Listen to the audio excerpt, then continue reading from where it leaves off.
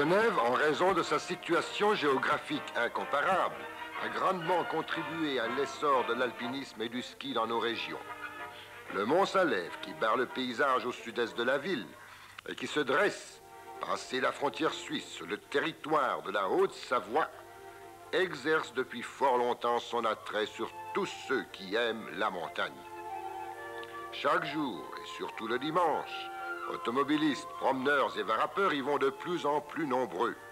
Si le Salève a été dans un passé encore proche le berceau de l'alpinisme genevois, il est aussi et toujours une des plus grandes et des meilleures écoles d'escalade moderne. Le Salève montre aux Genevois du pas de l'échelle à la Croisette un flanc abrupt, tourmenté.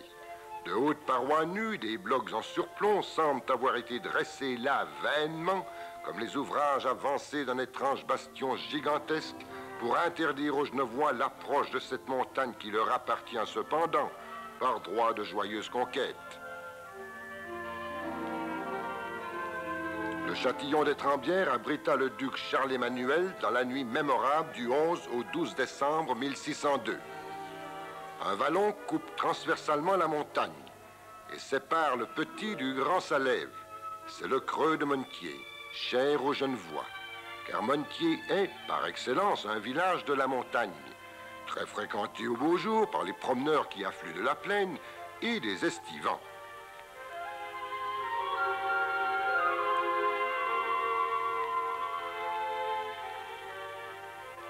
Vers l'est, une vaste plaine.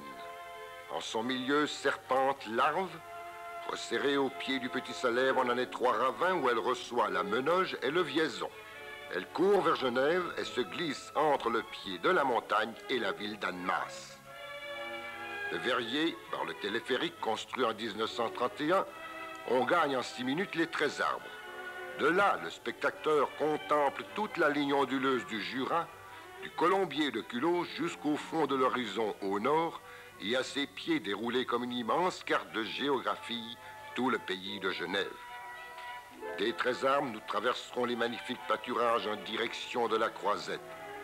Mais nous ne prendrons pas au plus court. Nous descendrons près de Granges Tournier vers le lac et les rochers de Faverges. Puis, passer la source qui alimente le chalet et un abreuvoir pour le troupeau, longeons le muret de clôture jusqu'au groupe des rochers sidérolithiques.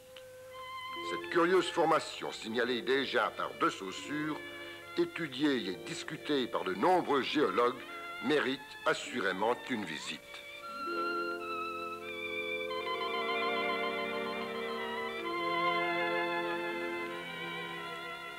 L'automobiliste, pas trop pressé, qui parcourt la crête du Salève, d'Annemasse à Cruseille, devrait bien sacrifier quelques instants aux abords de la Grande Gorge et même, abandonnant sa voiture, descendre jusqu'aux terrasses gazonnées qui couronnent les tours rocheuses, séparant d'une part la Grande Gorge et celle de la gorge de la Varappe.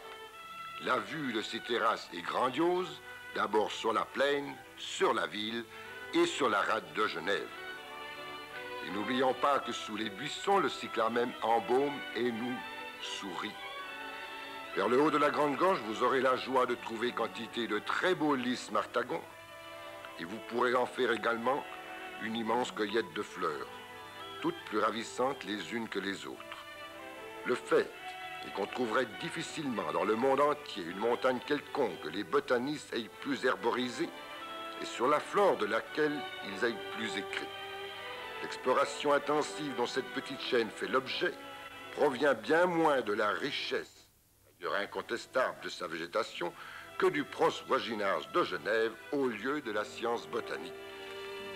Le Grand Piton est le point culminant du Salève à 1380 mètres. Sur un balcon de rochers fissurés et crevassés se dresse la tour Bastian, construite il y a environ un siècle par le propriétaire de la montagne pour servir de belvédère et permettre de voir par-dessus un rideau d'arbres en grande partie disparu aujourd'hui.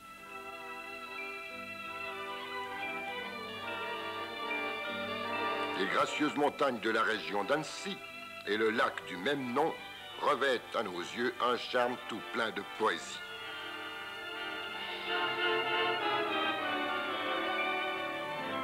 Mais la partie du Salève qui va retenir notre attention est celle qui est comprise entre la Grande Gorge et les rochers du coin. Voici le sentier d'Orgebet, qui est des plus attrayants pour les promeneurs. Il est facile, il offre quantité d'aspects charmants.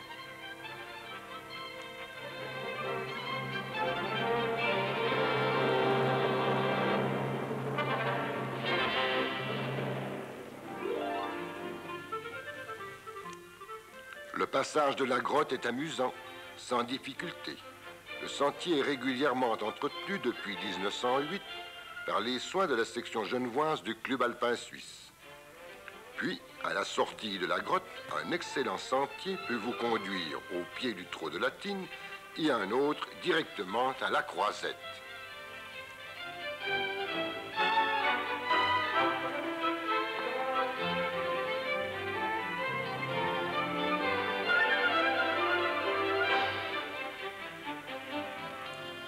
Si le canton de Genève, à l'intérieur de ses frontières, n'est guère favorisé par son relief, au gré de l'amateur de la montagne, il a du moins le grand avantage de posséder à proximité immédiate la plus merveilleuse école de Varap qui se puisse imaginer.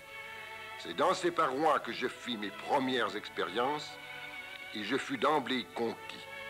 Bien vite, je réussis à franchir tous ces passages, j'acquis ainsi une grande habileté dans l'escalade et je sentis naître en moi la vocation.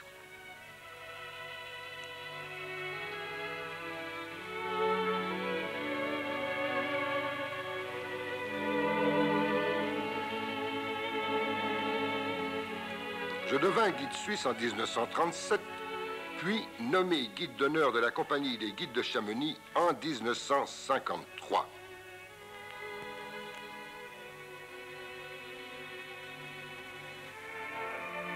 Puis j'ai continué à courir les montagnes, en poursuivant, bien entendu, mon entraînement dans ces rochers du Salève et en convainquant de nouveaux adeptes que j'emmenais parfois à la Sorcière, près de la tour des Pitons.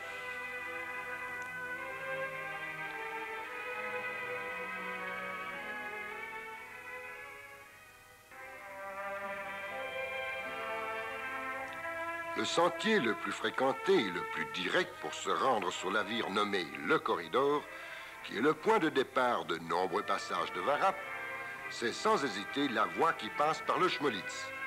Puis vient le Padaral, sorte de dalle bombée que l'on traverse en montant. Ce pas, ainsi que le Schmolitz, fait partie de l'itinéraire nommé Route nationale, qui permet de gagner l'aiguille de la mule par une succession de passages rocheux dont la facilité permet d'y emmener les débutants.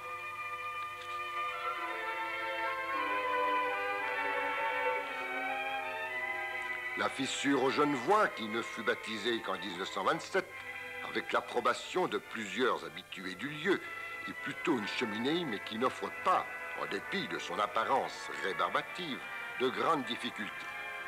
Pour la franchir par quelques gradins, il faut gagner le bas du passage et de la monter un peu en ramenant, mais surtout en utilisant cette lézarde, cette fissure qui court sur la partie gauche. Ensuite, un pas un peu plus délicat, sur 3 mètres, doit être franchi en utilisant du pied gauche une petite prise, sorte de gratton, et en s'aidant de la main gauche un peu à l'extérieur de la plaque. Ce pas franchi, vous pouvez atteindre de la main droite un bloc coincé qui bascule légèrement, mais qui tient. Et la sortie s'accomplit par un rétablissement un peu plus délicat, mais assuré par de bonnes prises. La fissure aux Genevois est un endroit propice à l'entraînement, car elle est verticale et demande tout de même déjà l'usage de la technique du coincement dans une fissure et également la pratique du ramonage. La fissure de riche nature qui est devant vous et qui coupe obliquement la paroi est beaucoup plus dure et pénible à aborder. Au départ, seules les mains peuvent s'agripper au bord de la rainure. Un peu plus haut, par un mouvement assez risqué, on arrive à passer le bras droit, puis ensuite la jambe droite. Le reste est beaucoup plus aisé. J'insisterai sur la nécessité absolue d'avoir un bon jeu de pied afin de pouvoir leur faire confiance en utilisant les petites prises. Cela ne s'acquiert pas d'emblée et il faut même un sévère entraînement.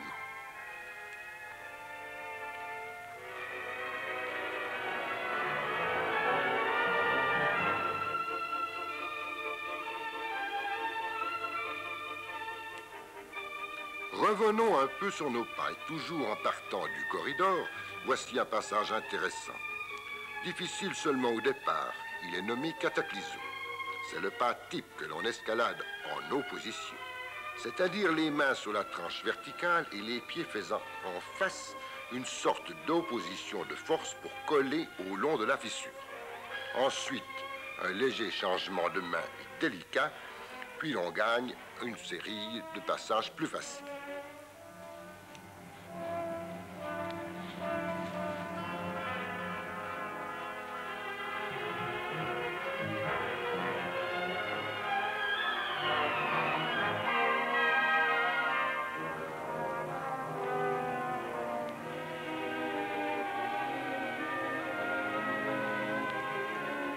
Pour gagner le sommet du Salève depuis le haut de l'aiguille de la mule, il y a plusieurs itinéraires. Le pas de la mule ou le trou de la mule. La paroi qui ferme la gorge étant en surplomb à quelques mètres au-dessus du trou, il est impossible de se douter de ce qui va se passer. Aussi, pour qui connaît les mystères du Salève, c'est une joie de voir l'étonnement, voire la crainte des novices. Après avoir escaladé le rocher humide jusqu'à la hauteur de 4 ou 5 mètres, on sent tout à coup un courant d'air froid, puis apparaissent quelques fissures et enfin le trou lui-même caché par un épaulement de rocher. On arrive à se mettre facilement debout au-dessus du trou et on se laisse glisser, ou bien la tête la première, ce qui est assez courant et qui, je dois le dire, est plus commode, ou bien on se laisse descendre les pieds les premiers. On se trouve dès lors au fond de la grotte principale du Sphinx, la grotte de la Mule.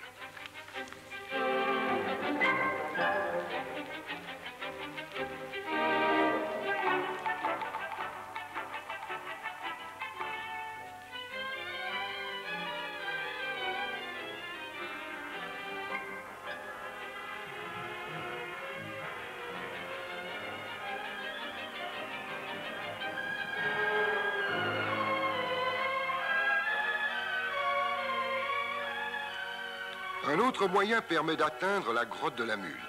C'est la vire de la mort. Elle est d'accès périlleux et amène sous le bonnet du Sphinx. Du trou de la Mule, on s'élève par quelques bonnes prises un peu terreuses jusqu'à l'endroit où la vire se rétrécit. Pour continuer, on est obligé de se mettre à plat ventre. Il s'agit alors de ramper assez loin pour pouvoir se rétablir sur le bloc d'en face, juste au moment où le corps bascule dans le vide. De tout temps, la grotte de la Mule a été le rendez-vous des varapeurs. C'est là que l'on se repose un moment, que l'on se libère de la corde et que parfois l'on casse la côte. Atteindre de là le haut du Salève n'est plus qu'une promenade.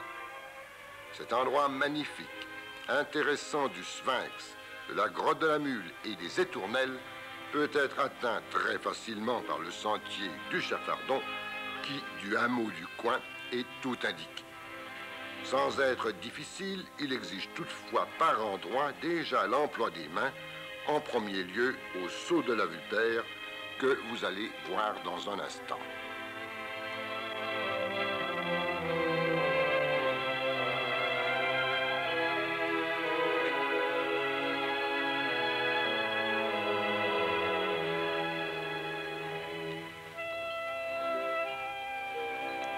Nous sommes maintenant devant le saut de la Vipère et ensuite un sentier bien tracé vous conduit à la grotte de la Table en passant sous la belle paroi sud du Sphinx qui rappelait autrefois le profil du grand Sphinx d'Égypte mais dont les éboulements successifs ont bien modifié l'aspect.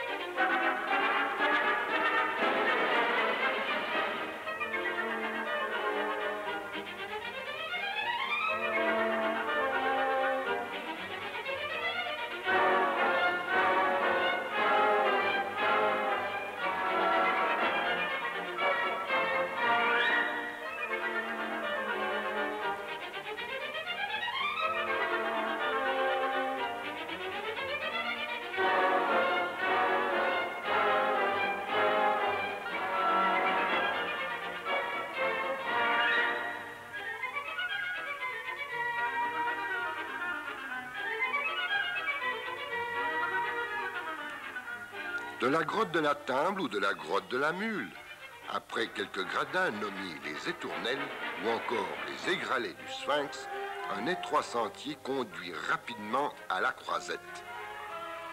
Une rampe a été placée pour faciliter ce passage. Néanmoins, il vaut mieux ne pas stationner trop longtemps à cet endroit, car aux heures d'affluence, il y a danger de chute de pierre.